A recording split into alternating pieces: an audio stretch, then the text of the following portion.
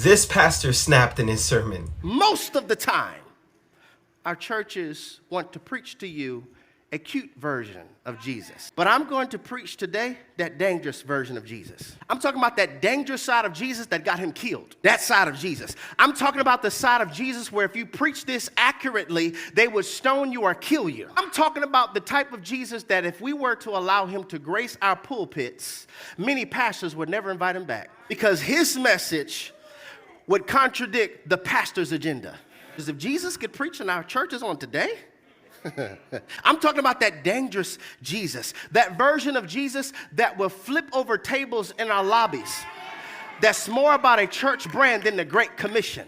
That dangerous Jesus that will flip over these royal chairs that be in pulpits, that have pastors acting as though they're celebrities and mini stars instead of ministers.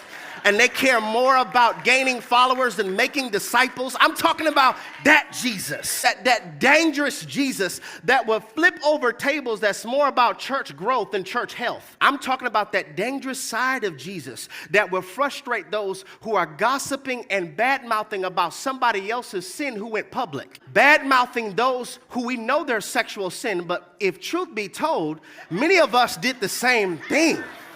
The only difference is yours wasn't on the Shade Room. The only difference is yours wasn't recorded and uploaded to OnlyFans. The only difference, y'all don't want to talk to me, will preach against somebody's sex tape and you did the same thing, just it wasn't recorded.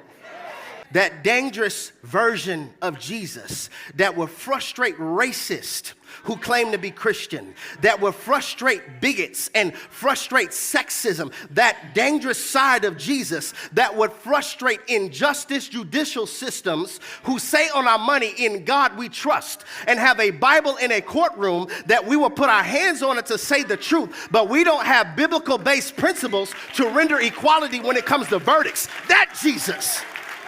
I'm talking about the side of Jesus that will frustrate the spirit of religion that wants us to look free instead of actually be free.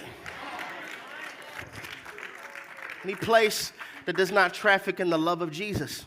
Any house that claims to be a church that does not traffic in discipleship and building up one another and loving each other and teaching them sound biblical principles and sound doctrine. That is not a church, that is a business.